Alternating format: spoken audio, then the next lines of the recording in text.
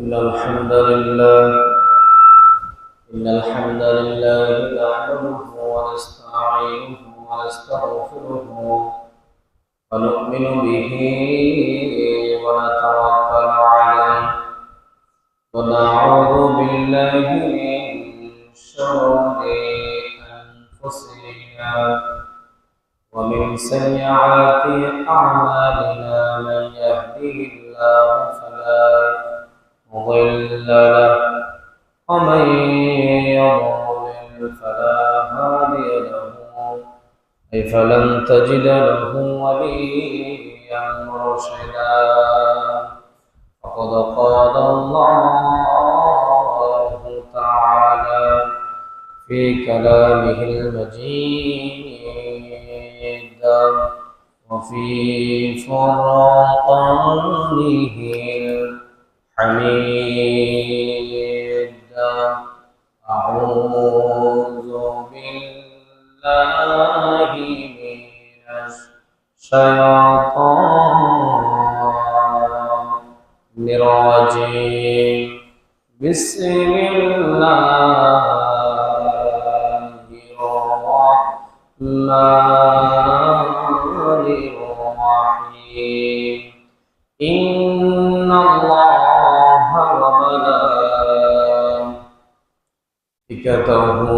يصلون على النبي يا أيها الذين آمنوا صلوا عليه وسلموا تسليما. اللهم صل على سيدنا مولانا محمد وعلى آل سيدنا.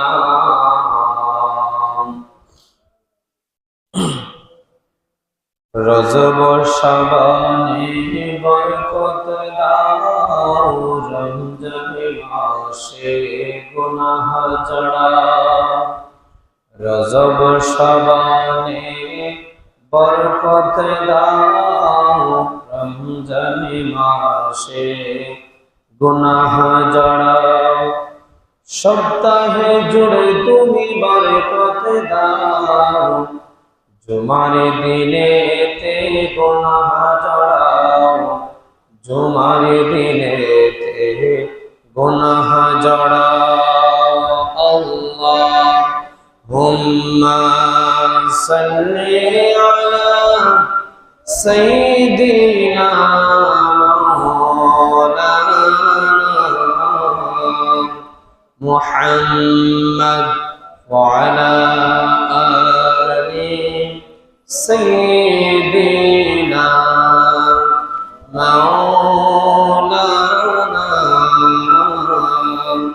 محمد بلغ العلا بكماله كشف الدجى بجماله حسنت جميع عصاله صلوا عليها وآله. الحمدلله আল্লাহ রাব্বুল আলামিনের কাছে অসংখ্য শুকরিয়া যে আল্লাহ পাক আমাদেরকে ভালোবেসে মহব্বত করে সপ্তাহের শ্রেষ্ঠ দিন পবিত্র জুমার দিন আল্লাহ পাক আমাদেরকে দুনিয়ার জামালা থেকে মুক্ত রেখে আল্লাহর পবিত্র ঘর মসজিদে সবার আগে আগে আসার আলোচনায় শামিল হওয়া তৌফিক দান করেছেন। সেই জন্য সেই মুনিবের দরবারে একবার অবনত চিত্তে হৃদয়ের আবেগ অনুভূতিকে উজাড় করে দিই, সিংহের মতো গর্জন করে একবার পড়ি আলহামদুলিল্লাহ। লক্ষ কোটি দরুদ সালাম পেশ করছি ওই মানবতার মুক্তির দিশায় সৈয়দুল মুরসালিন খাতামান নবিয়্যিন জনাব মুহাম্মদুর রাসূলুল্লাহ সাল্লাল্লাহু আলাইহি ওয়াসাল্লামের উপর যাকে আজ থেকে ১৫০০ বছর আগে নবী কিংবা রাসূল হিসেবে প্রেরণ করেছেন, যার পরে কোনো প্রকার নবী কিংবা রাসূল আসে না, এখনো নাই, কিয়ামত পর্যন্ত আসবে না।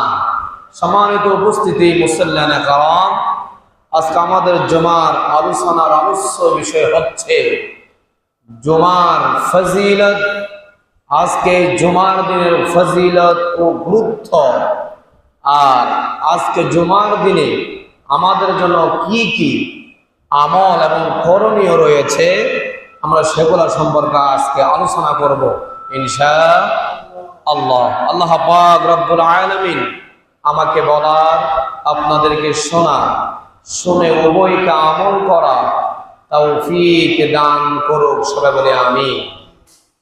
সম্মানিত উপস্থিতি, আজকের দিনটি হলো অত্যন্ত গুরুত্বপূর্ণ একটা দিন, অত্যন্ত গুরুত্বপূর্ণ দিন, সপ্তাহের মধ্যে সর্বশ্রেষ্ঠ দিন এবং ফজিলতপূর্ণ দিন।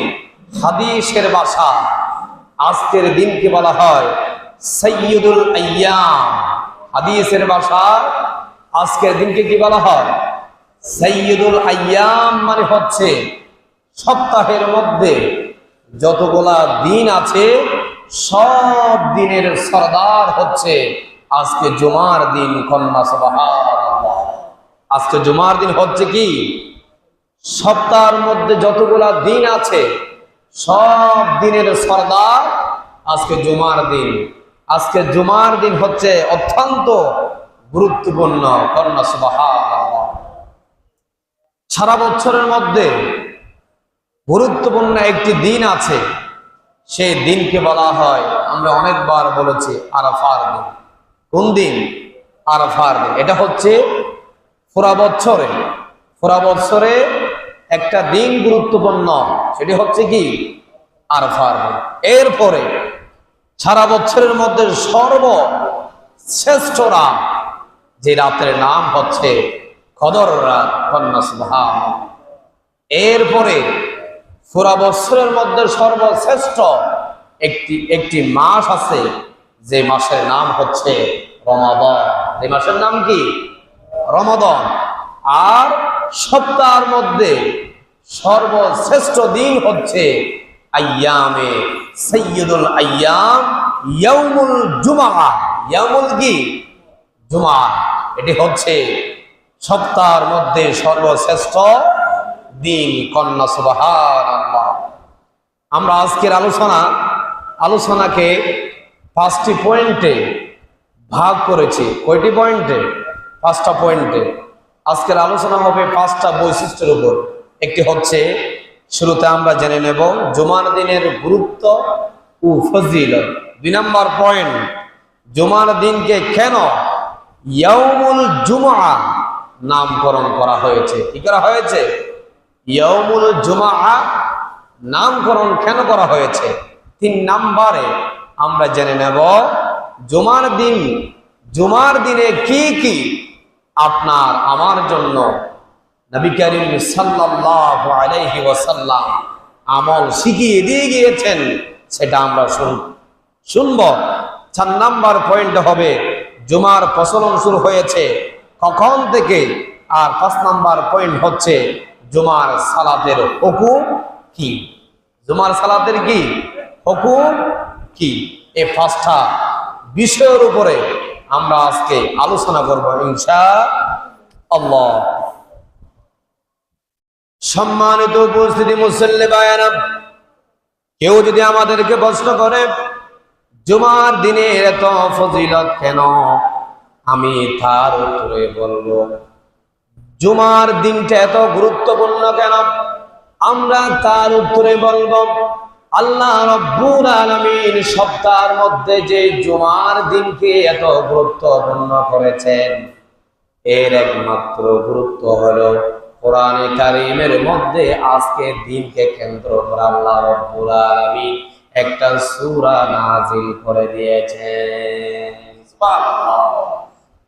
জুমার দিনকে কেউ যদি আমাদেরকে বলে একটু গুরুত্বপূর্ণ কেন, এই জুমার দিনে তো তাৎপর্যপূর্ণ কেন, যদি এই কথা জিজ্ঞেস করে আপনি তার উত্তরে একটি কথা বলবেন, আজকের দিনটা এত গুরুত্বপূর্ণ বিদায় আল্লাহ রাব্বুল আলামিন পবিত্র কোরআনে কারীমের মধ্যে আজকে জুমার নামে একটি কোরআনে কারীমের মধ্যে কি করেছেন?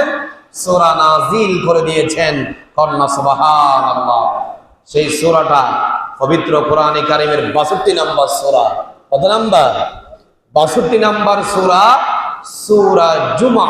সূরা কি? জুমআ। তাহলে এখানে কি আর বলার কোনো কথা আছে? যেহেতু আল্লাহ রাব্বুল আলামিন এই দিনকে কেন্দ্র করে কোরআনে কারীমের মধ্যে একটা সূরা নাযিল করেছেন, আল্লাহ চাইলে রবিবারের নাম দিয়ে তো একটা সূরা নাযিল করতে পারতো, আল্লাহ চাইলে শনিবারের নাম দিয়ে একটা সূরা নাযিল করতে পারতো, সেটা করেন নাই। তিনি করছেন ইয়াউমুল জুমআ, সেটার নাম দিয়ে কোরআনে কারীমের মধ্যে কি করেছেন? একটা সূরা নাযিল করে দিয়েছেন, যেহেতু আজকের দিনটা অত্যন্ত কি গুরুত্বপূর্ণ। কন্যা সুবহানাল্লাহ। মুসলিম শরীফে হাদিস এসেছে, হযরত আবু হুরায়রা রাদিয়াল্লাহু তাআলা আনহু হতে বর্ণিত, তিনি বললেন রাসূলুল্লাহ সাল্লাল্লাহু আলাইহি ওয়াসাল্লাম ইরশাদ করেছেন, উদিত হওয়া সূর্যের প্রভাত দীপ্ত দিনগুলোর মধ্যে আল্লাহর কাছে জুমার দিন হলো সর্বশ্রেষ্ঠ দিন। কি দিন? সর্বশ্রেষ্ঠ দিন, বরকতময় এই দিনটাকে আল্লাহ পাক আমাদের পূর্বে ইহুদিদেরকে দিতে চেয়েছিল। কাদেরকে? ইহুদিদেরকে আজকের দিনটা দিতে চেয়েছিল কে? আল্লাহ। একটু কথা বলেন, কে? আল্লাহ। আল্লাহ আজকের জুমার দিনটা ইহুদিদেরকে যখন দিতে চেয়েছিল, তারা এটার নেওয়ার ক্ষেত্রে একতলাপ করেছে, নিব কি নিব না, নিব কি নিব না। এটার মধ্যে যখন একতলাপ করতে করতে তারা পরিশেষে এটা না নেওয়ার প্রস্তাব দিয়েছে। নাউযুবিল্লাহ। এরপর আল্লাহ রাব্বুল আলামিন যখন ইহুদিদেরকে দিতে চেয়েছেন, তাদের মধ্যে সেটার ব্যাপারে হেদায়েত নাই, এই জন্য তারা এত গুরুত্বপূর্ণ দিনটা পায় নাই। আল্লাহ রাব্বুল আলামিন এরপরে খ্রিস্টানদের কাছে গেলেন। খ্রিস্টানদের কাছে গিয়া বলছো, খ্রিস্টানরা তোমরা তোমাদের ইবাদতের বড় দিন হিসাবে আমি তোমাদেরকে জুমার দিনটা দিতে চাই। খ্রিস্টানরা বলল, ভগবান আল্লাহ, আমরা এই দিনটাও নিতে চাই না, আমাদের মধ্যে এই দিনটার ব্যাপারে একতলাপ আছে। কি আছে? একতলাপ আছে। তাদের আসলে খবরটা খারাপ, এই জন্য তারা এই জুমার দিনটা কি করেন নাই? গ্রহণ করেন নাই। আল্লাহ রাব্বুল আলামিন মুসলমানদেরকে এই জুমার দিনটা যখন দেওয়ার জন্য গেল, মুসলমানরা দ্বিমত পোষণ করলো না, কোনো একতলাপও করলো না। আল্লাহ রাব্বুল আলামিন যেই দিনটা দিয়েছে তারা মুসলমানরা সদর গ্রহণ করে নিয়েছে। তাহলে আমরা ভাগ্যবান নাকি আমাদের কপাল খারাপ?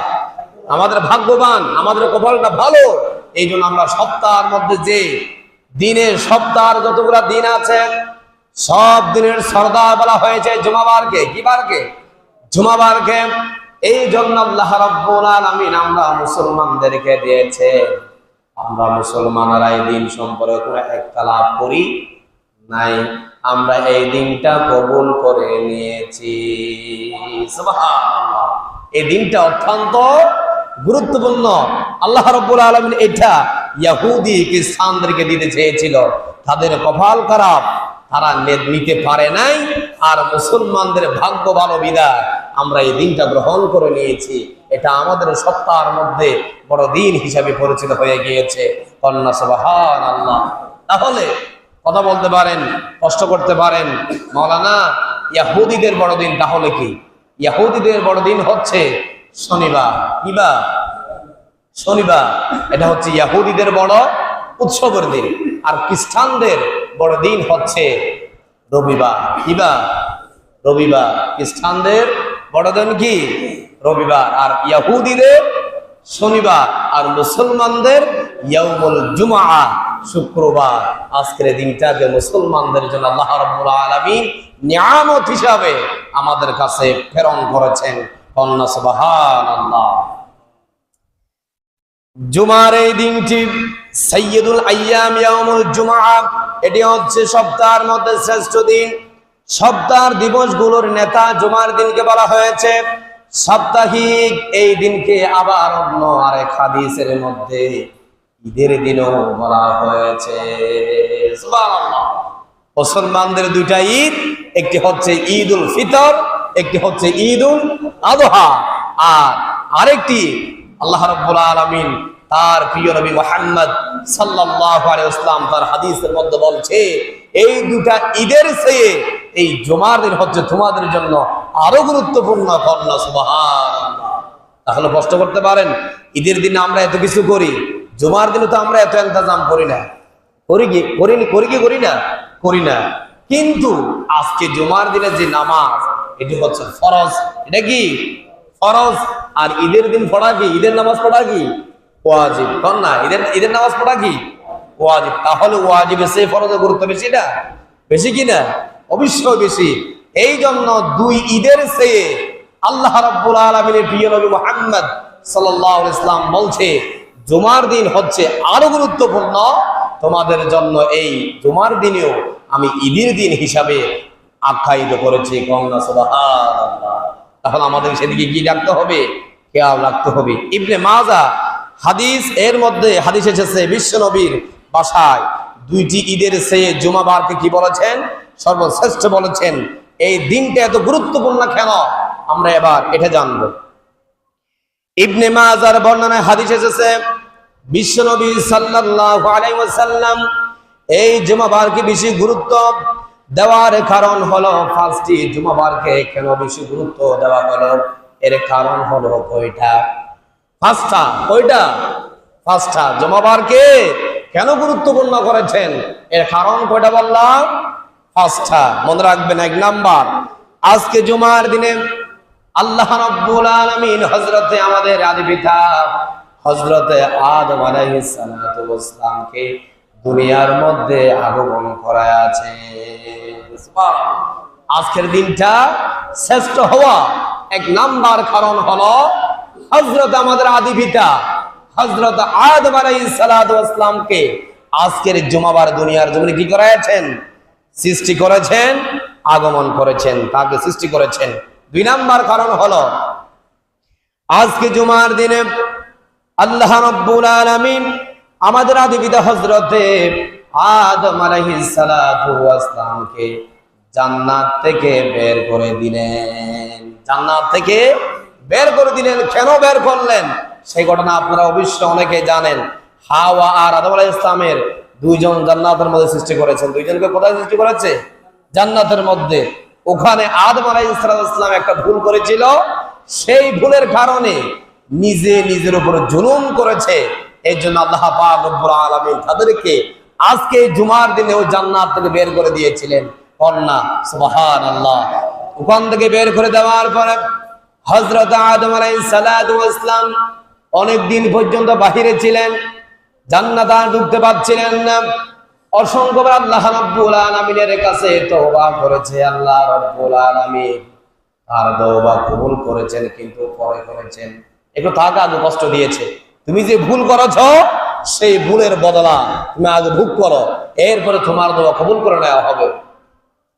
হযরত আদম আলাইহিস সালাতু ওয়াস সালাম এই ভুল করার পরে তিনি নিজের ভুলটা নিজে বুঝতে পেরে তিনি আল্লাহর কাছে একটা দোয়া করেছিলেন। সেই দোয়াটা আল্লাহ রাব্বুল আলামিন কোরআনে কারীমের মধ্যে আয়াত হিসেবে নাযিল করে দিয়েছিলেন। সুবহানাল্লাহ।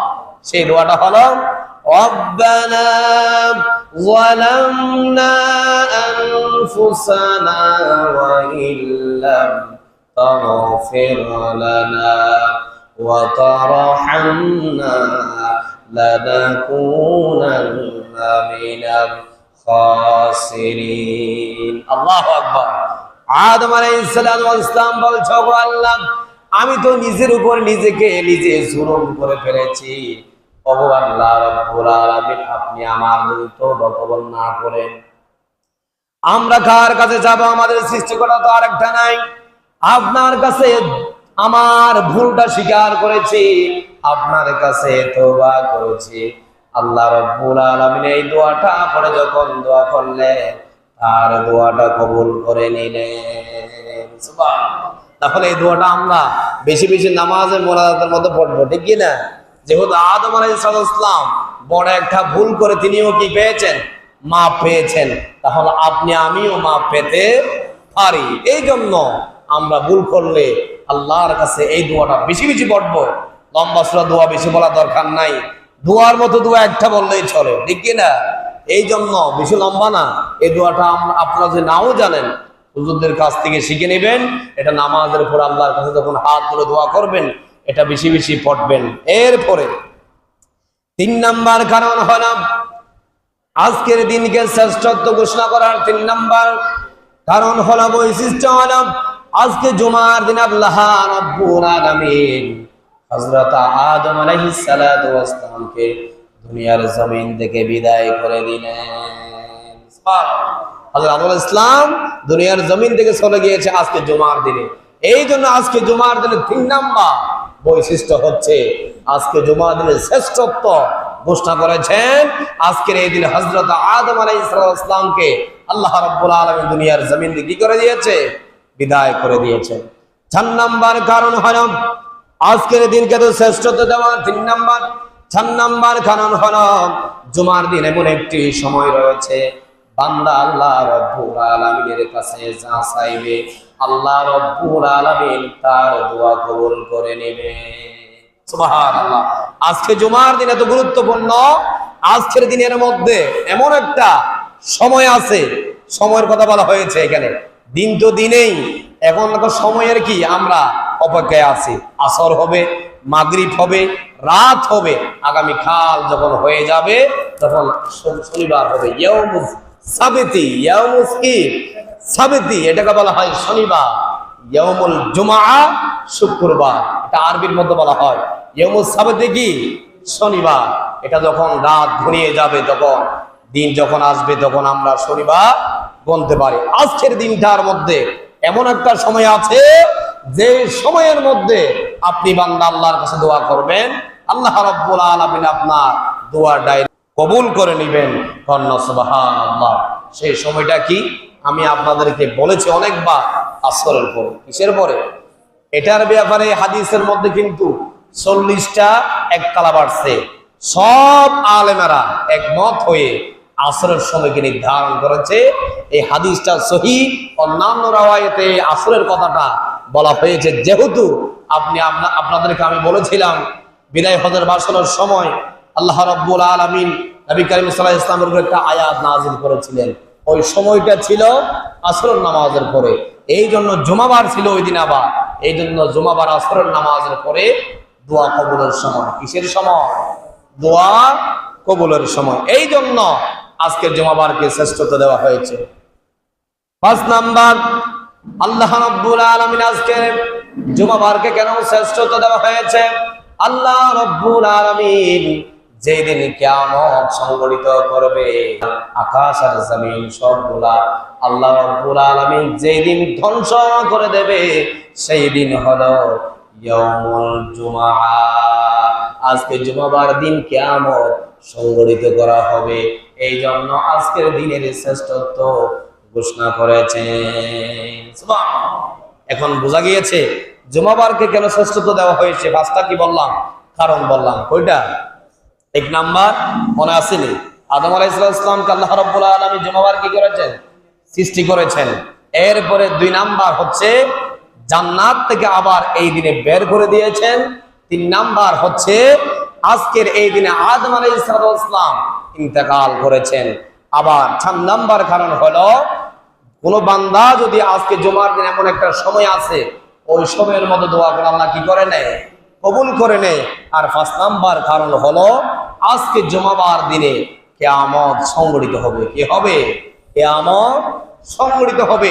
এই 5টা কারণের কারণে আল্লাহ রাব্বুল আলামিন জুমাবারকে শ্রেষ্ঠত্ব ঘোষণা করেছেন। এরপর আসেন, জুমার এই দিনটা হলো অনেক মর্যাদাময়। তিরমিজি শরীফের বর্ণনা হাদিস এসেছে হযরত আব্দুল্লাহ ইবনে আমর রাদিয়াল্লাহু তাআলা আনহু হতে বর্ণিত। তিনি বললেন, রাসূলুল্লাহ সাল্লাল্লাহু আলাইহি ওয়াসাল্লাম ইরশাদ করেন, যদি জুমার রাত্রে অথবা জুমার দিনে কোনো মুসলমান মারা যায়, কোনো জুমার দিনে কোনো মুসলমান নরনারী দিনে বা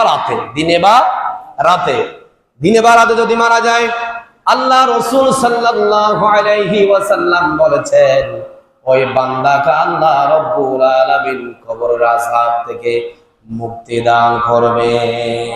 সুবহানাল্লাহ। দিনে অথবা রাতে, জুমাবার রাত দিয়ে যদি কেউ মারা যায়, আল্লাহ রাব্বুল আলামিন তার কবরের আযাব থেকে তাকে মুক্তি দিয়ে দেবে। এটার দিনের এই দিনটার গুরুত্ব কি কম নাকি বেশি? অবশ্যই বেশি। আমাদেরকে গুরুত্ব দিতে হবে। জুমার দিনে আল্লাহ পাক রব্বুল আলামিন ইয়াউমুল জুমআ কেন নামকরণ করা হয়েছে?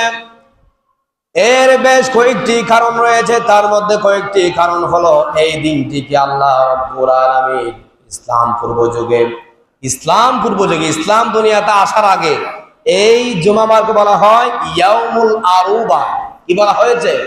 ইয়াউমুল আরুবা। জুমাবার নামকরণ করেছে, জুমার দিনকে ইয়াউমুল জুমআ নামকরণ করা হয়েছে। কারণ হলো, জুমার দিনগুলোতে মুসলমানরা সবাই দলে দলে একত্রিত হয়ে মসজিদে গিয়ে নামাজ পড়ে। কি পড়ে? নামাজ পড়ে। আজকের দিনটা গুরুত্বপূর্ণ বিধায় এই জন্য এই দিনটাকে ইয়াউমুল জুমআ নামকরণ করা হয়েছে। কন্যা সুবহানাল্লাহ। ইসলাম পূর্ব যুগে কি ছিল?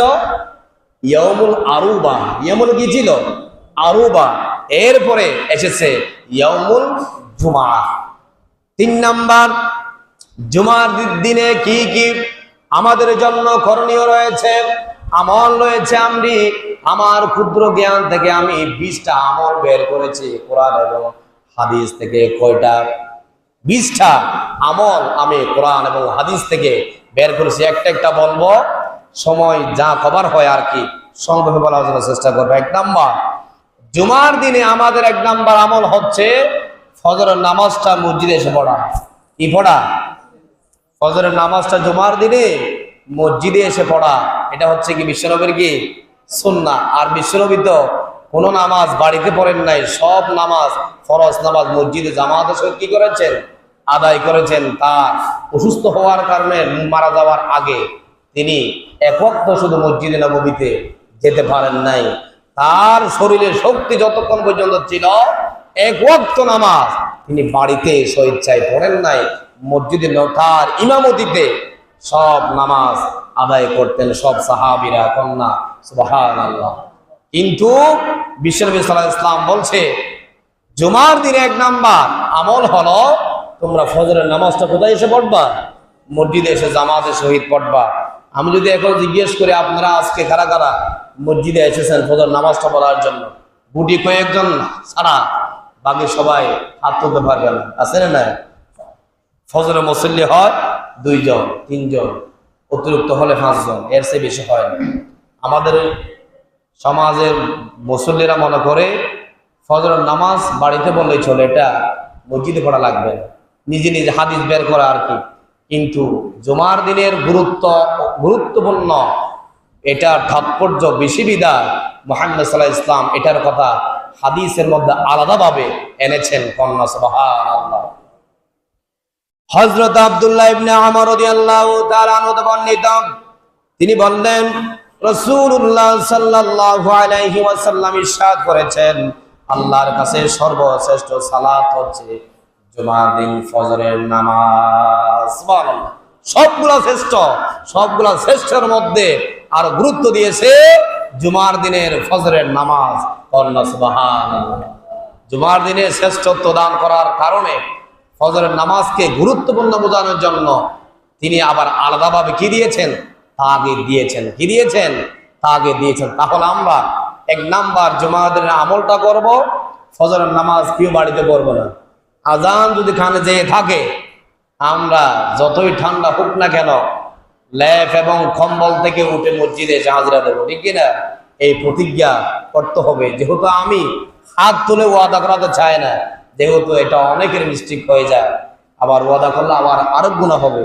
এই জন্য বলছি, ফজরের নামাজটা আমরা জুমাবারে কোথায় পড়বো? মসজিদে এসে পড়বো। এটা 1 নাম্বার আমল। 2 নাম্বার, জুমার দিনের 2 নাম্বার আমল হচ্ছে পবিত্রতা। অর্জন করতে হবে। পবিত্রতা অর্জন করা মানে হচ্ছে শরীরের যদি কোনো অবাঞ্ছিত পশম যদি আপনার কাটার সময় হয়ে থাকে সেগুলো পরিষ্কার করে ফেলতে হবে, হাতের নখ কেটে ফেলতে হবে, দাড়ি মুছ যদি আপনার যদি দেখতে খারাপ দেখা যায় সেটাকে একটু পায়ে পরিষ্কার হয়ে আসতে হবে। এটাকে বলা হয় কি?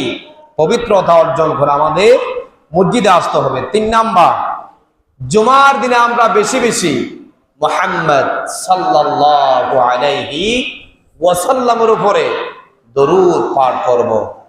এটা আমরা পড়িনি, শুধু জুমার দিন বললে হবে না, আপনার বাকি যে যত দিন আছে সব দিনই পড়বো। মুহাম্মদ সাল্লাল্লাহু আলাইহি ইসলাম বলছে জুমার দিনে একটু বেশি বেশি পড়ো। কি পড়ো? জুমার দিনে একটু বেশি দরুদ পড়ো। দরুদ ইব্রাহিম আছে, আমরা আরো বিভিন্ন দরুদ পড়ে আল্লাহুম্মা সাল্লি আলা, এগুলো সালাতুন, এগুলো কি দরুদ বিষ্ণু সাল্লাল্লাহু আলাইহি ইসলামের উপরে সব দরুদ পড়া যাবে, বুঝছেন? এই জন্য জুমাবার দিনে বেশি বেশি দরুদ পড়ার জন্য কি করব? আমরা চেষ্টা করব। এক হাদিসের মধ্যে আবু দাউদ শরীফের বর্ণনা হাদিস এসেছে, বিশ্বনবী সাল্লাল্লাহু আলাইহি ওয়াসাল্লাম বলছেন, দুনিয়ার বান্দারা, আমার উম্মতেরা, তোমরা যখন আমার উপরে দরুদ পড়বা, ফেরেশতারা, রহমতের ফেরেশতারা এই দরুদগুলা নিয়ে মসজিদে নববীর মধ্যে আমার জন্য পৌঁছে দেবে। সুবহানাল্লাহ। দরুদগুলা ফেরেশতারা কোথায় পৌঁছিয়ে দেবে? তাদের কবরের মধ্যে নিয়ে পৌঁছিয়ে দেবে। এখন এক সাহাবী প্রশ্ন করলো, ইয়া রাসূলুল্লাহ, মানুষ যখন মারা যায়, মানুষের দেহকে মাটি গ্রাস করে, ঠিক কিনা?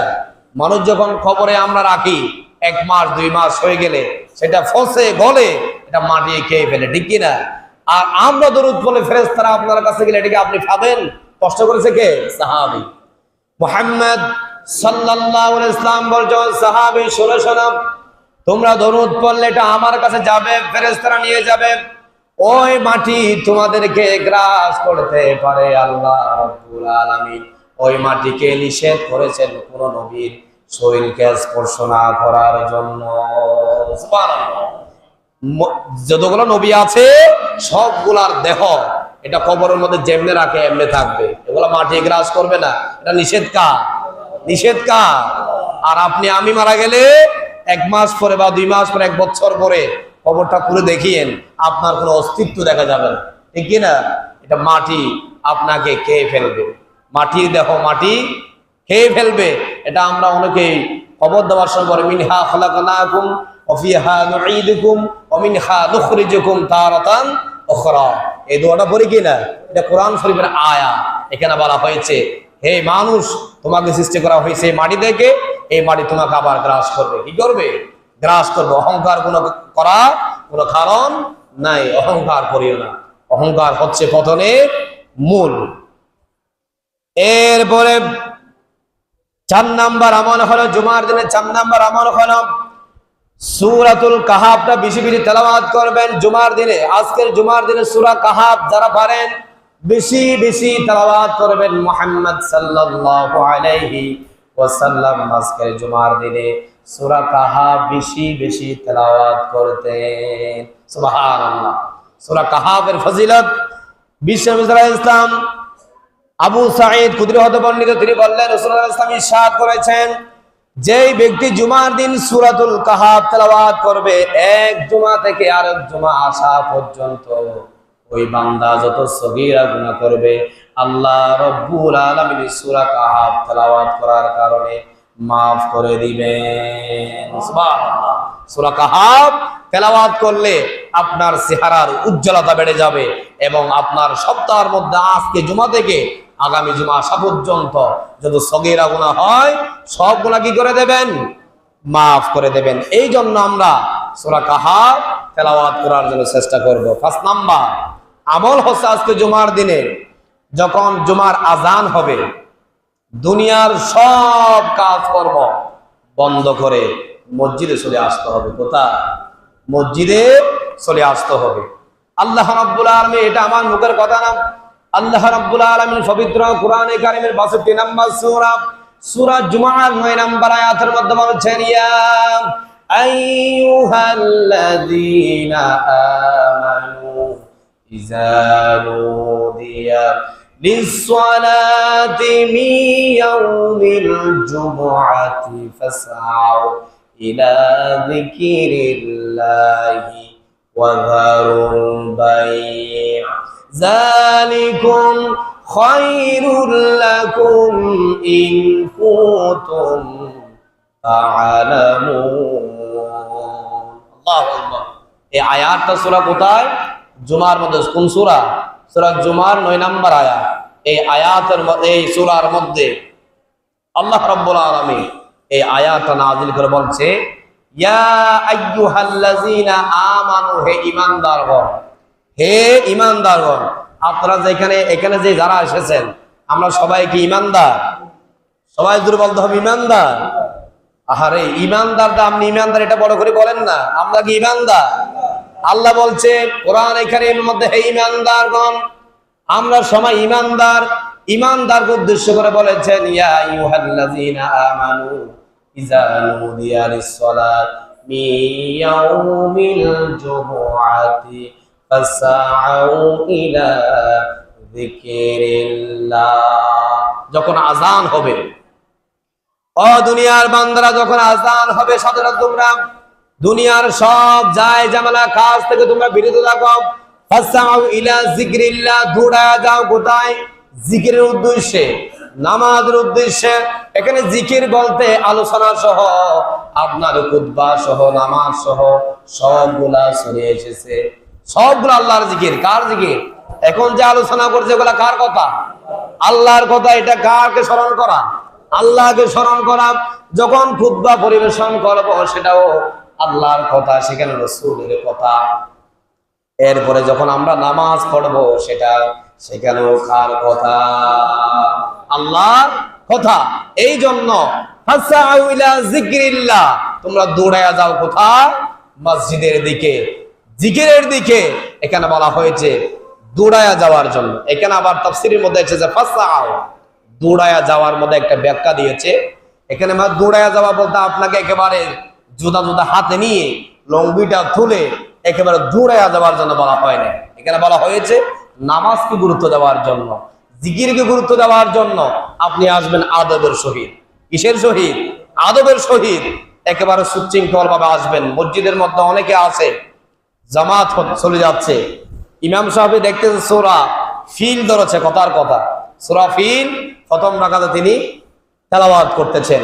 আর মুসল্লিরা দেখা যাচ্ছে দুই একজন এখানে উযু করতেছে পাশে। ওই মুসল্লি কি করলো? ইমাম সাহেব তো এখন শেষ করে দেবে, সূরা ধরছে ছোট, তাড়াতাড়ি উযু করো। তাড়াতাড়ি করতে গিয়া তার উযুটা পর্যন্ত সহি হয় নাই, জুতাটা নিয়া দৌড়াইয়া আসতেছে কোথায়? নামাজের দিকে। আসতে গিয়া জুতা গেছে এক জায়গায়, সেই পড়ে গিয়েছে মসজিদের বারান্দায়। আছে না নাই? এরকম হয় কিনা? এইরকম কাজ করার জন্য বলা হয় নাই তুমি আস্তে ধীরে আসো। এটা এখানে ফাসআউ বলতে বোঝানো হয়েছে নামাজকে গুরুত্ব দেওয়ার জন্য, দৌড়ায়া যাওয়ার জন্য গুরুত্বের কথা বলা হয়েছে।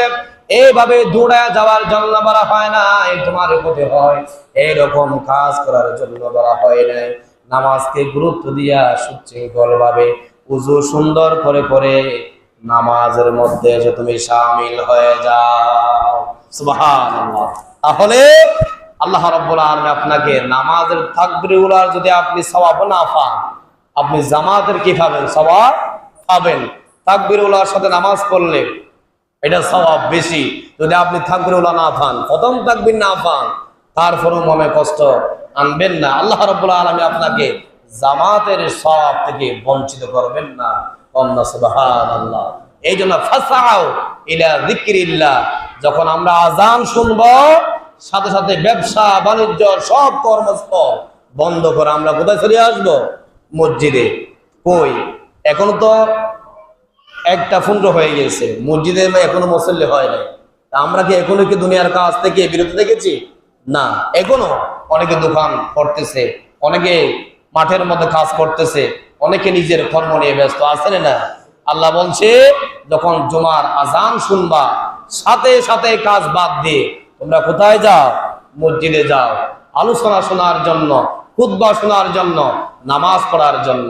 আপনারা যে বলেন এই যে আমরা আলোচনা করি, আপনারা এখানে এসে সুন্দর করে 1 ঘন্টা আলোচনা শুনুন। এই আলোচনাগুলা রেডি করা, এগুলা বৈশিষ্ট্য আকারে বলা, এগুলো কিন্তু অনেক কষ্টকর। এগুলো আমাদের পুরো সপ্তাহে পড়তে হয়। শুধু এমনি হুট করে এ কথা বলাটা কি না সম্ভব নয়, এটা অনেক কষ্টকর। যদি এই লাইনে যদি আপনি থাকতেন তাহলে বুঝতেন আলোচনা করা কত কষ্টকর। এটা না হয় আপনারা বুঝবেন না। এই জন্য বলি, যখন আলোচনা শুরু হবে সাথে সাথে আমরা নিজের কাজকে ফেলে দিয়ে কোথায় চলে আসবো? মসজিদে চলে আসবো। তাহলে আল্লাহ বুঝবো ওই বান্দা আমার কথা মতো, আমার কোরআনের আয়াত মতো আমল করেছে। সুবহানাল্লাহ। আমরা আগামী জুমা থেকে দ্রুত আসার জন্য চেষ্টা করবো। তো আমি যখন আলোচনা শুরু করি 3 জন মুসল্লি, 4 জন মুসল্লি, এর চেয়ে বেশি হয় না। তা আমি যে আলোচনাগুলো বলি ওগুলা কাকে বলবো? মাইকে শোনেন আপনি, ঠিক আছে, এই আলোচনা শুনে আপনার উপকৃত হবেন না। সরাসরি শোনা আর এমনি অডিও শোনা বেশ কম আছে না।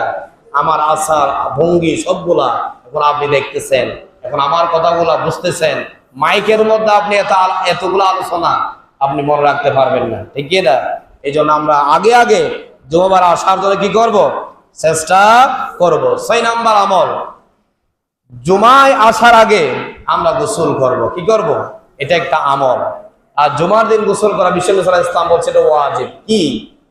জুমার দিন গোসল করা কি ওয়াজিব? অনেকে গতকালকে করেছে, আজকে করে নাই, সবাই না, অনেকে আছে।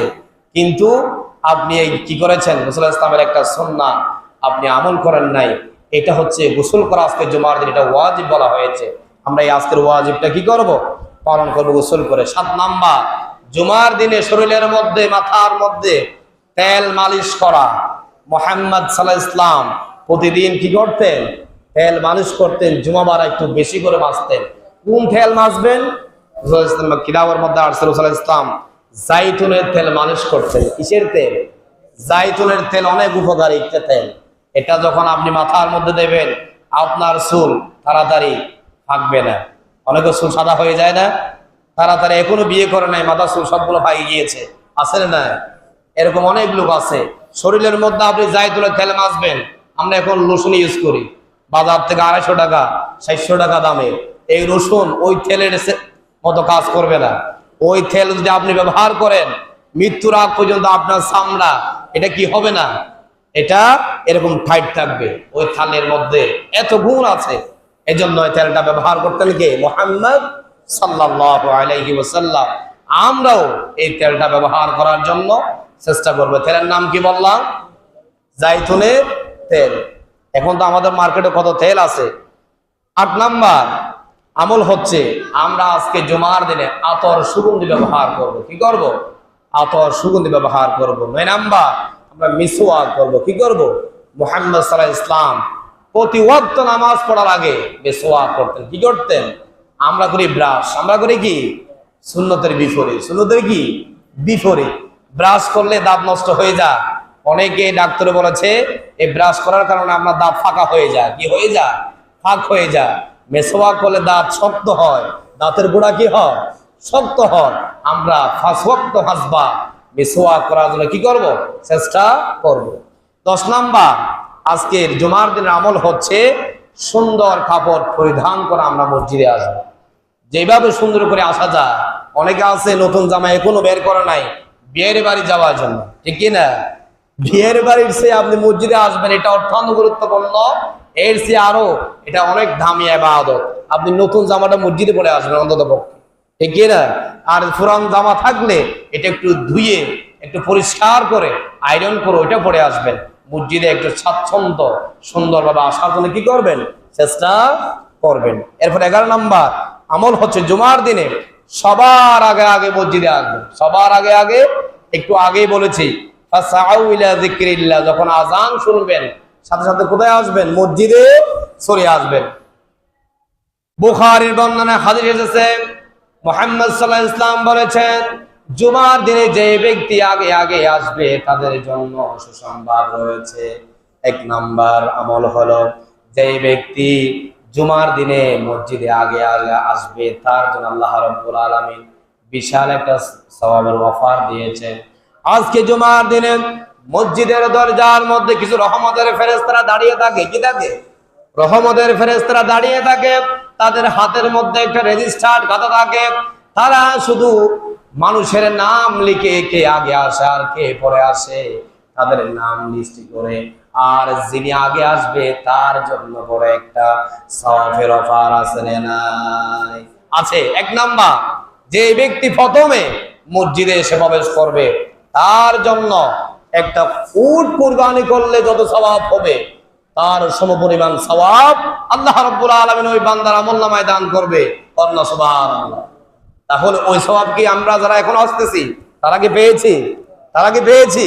পায় নাই। যারা আগে এসেছে তারা একটা উট কুরবানি করলে যে সওয়াব তার সমপরিমাণ সওয়াব আল্লাহ রাব্বুল আলামিন তার আমলনামায় দান করেছে। এরপরে ফেরেশতারা রেজিস্টার খাতার মধ্যে নাম লিখে 2 নাম্বার যিনি আসবে তার জন্য কি রয়েছে? একটা গরু কুরবানি করলে আল্লাহ রাব্বুল আলামিন যত সওয়াব আপনার আমলনামায় দেয় আর সমপরিমাণ সওয়াব 2 নাম্বার ব্যক্তি যিনি মসজিদে প্রবেশ করবে তার আমলনামায় ওই সওয়াব দান করবে। সুবহানাল্লাহ। 3 নাম্বার হলো আল্লাহর রাস্তায় যে ব্যক্তি একটা মহিষ কুরবানি করলে যে সওয়াব ওই সওয়াবগুলা ওই বান্দার আমলনামায় দেবে।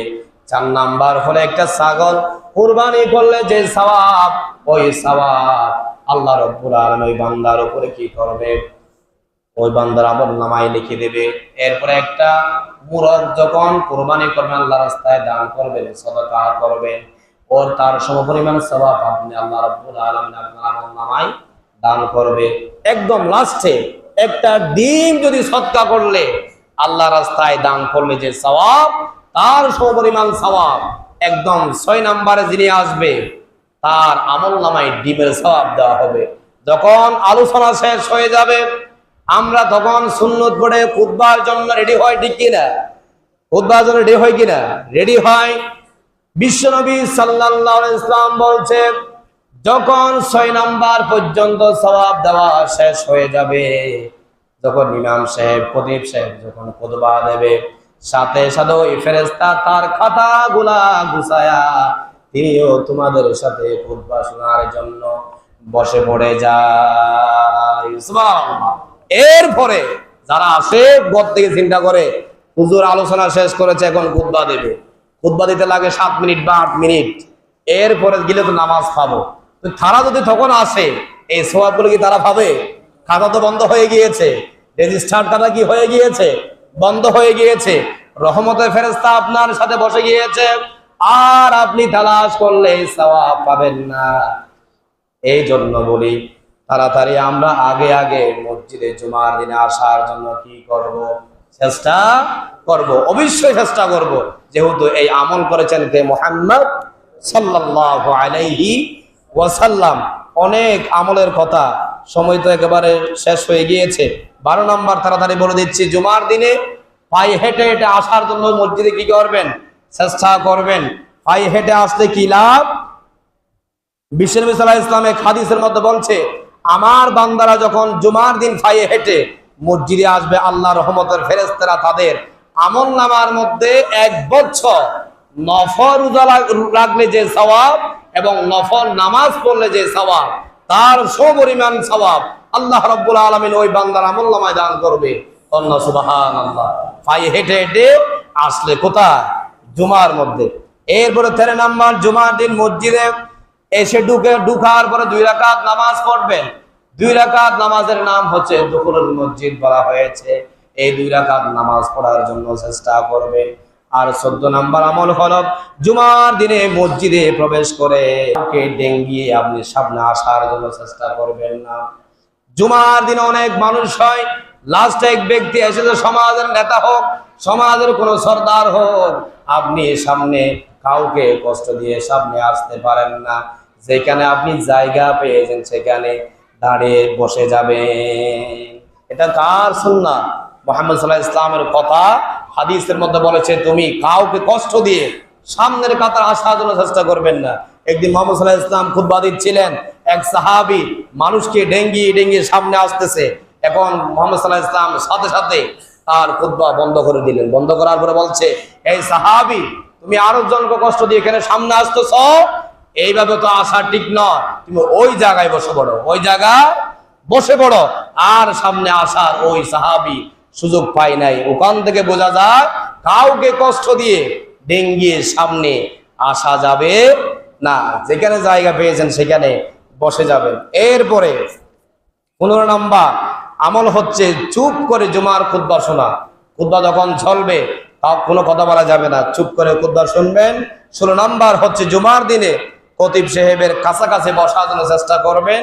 যখন আমি আগেই বলেছি, সামনাসামনি শোনা আর অডিও শোনা, দুই তলার মধ্যে যারা আছে, এখন আপনারা সামনে বসে বসে শুনতেছেন, আপনাদের আলোচনা শোনা এবং তাদের আলোচনা শোনার মধ্যে পার্থক্য আছে না? নাই আছে। এই জন্য সামনাসামনি খতিব সাহেবের সামনে বসে আলোচনা শোনা, খুতবা শোনা, শোনার জন্য চেষ্টা করবেন। 17 নাম্বার জুমার দিনে বেশি বেশি দোয়া করবেন। একটু আগেই বলেছি নির্দিষ্ট একটা সময় আছে আসরের পরে, এই দোয়াটা বেশি বেশি আমরা সবাই আসরের নামাজ পড়ে দোয়া করার জন্য চেষ্টা করব।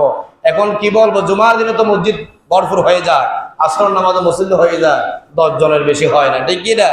এই জন্য আমরা কই আল্লাহর কাছে চাইতো না, নিজের কাজ নিয়ে ব্যস্ত। তারপর আমরা চেষ্টা করব। 18 নাম্বার আমল হচ্ছে জুমার দিনে বিশ্বনবী সাল্লাল্লাহু আলাইহি ওয়াসাল্লাম জুমার সালাতে সূরা আলা এবং সূরা গাশিয়া নামাজের মধ্যে বেশি বেশি পড়তেন। আবার কোন কোন বর্ণনা এসেছে প্রথম রাকাতে সূরা জুমা তেলাওয়াত করতেন, দ্বিতীয় রাকাতে সূরা গাশিয়া তেলাওয়াত করতেন। আরেক বর্ণনায় আসছে রাসূলুল্লাহ ইসলাম জুমার প্রথম রাকাতে সূরা জুমা পড়তেন আর দ্বিতীয় রাকাতে সূরা মুনাফিকুন পড়তেন। সূরা কি? মুনাফিকুন পড়তেন। এটা পড়ার জন্য আমরা চেষ্টা করব, আমল করার চেষ্টা করব। 19 নাম্বার আমল হচ্ছে জুমার নামাজের পরে 4 রাকাত সুন্নাত যে আমরা পড়ি, এটা পড়ার জন্য চেষ্টা করতে হবে। অনেক লোক আছে নামাজ শেষ, ফরজ নামাজ শেষ, সাথে সাথে মসজিদ থেকে বের হয়ে যায়। 4 রাকাত ওই সুন্নাতটা আমরা অনেকে পড়ি না, এটা পড়ার জন্য চেষ্টা করতে হবে। আর 20 নাম্বার আমল হচ্ছে আপনার সন্তানকে আপনি আসার সময় মসজিদে সাথে করে নিয়ে আসবেন। সাথে করে কি আনবেন? রাসূলুল্লাহ ইসলাম তার নাতি হাসান এবং হুসাইনকে সাথে করে কোথায় নিয়ে যেতেন? মসজিদে নিয়ে যেতেন। ওখান থেকে মাসলা আছে, আপনি আপনার সন্তানদেরকে নাতিদেরকে কোথায় নিয়ে আসবেন? মসজিদে নিয়ে আসবেন। এই 20টা আমল করার জন্য চেষ্টা করব। সময় 10 মিনিট আর ওভার হয়ে গিয়েছে। এই আমলটা অত্যন্ত জরুরি আমি মনে করি, যেহেতু আমরা জুমাবার প্রতি সপ্তাহের মধ্যে পাই, ঠিক কিনা? আমলগুলা করলে আপনার আমলের মধ্যে সওয়াবের ঘাটতি হতে পারে না। এই জন্য আল্লাহ পাক আমাদেরকে আমলগুলা করার জন্য সবাইকে আমল করার তৌফিক দান করুন। সবাই বলে আমিন। ওয়া মা তৌফিকে ইল্লা বিল্লাহ। আসসালামু আলাইকুম ওয়া রাহমাতুল্লাহ।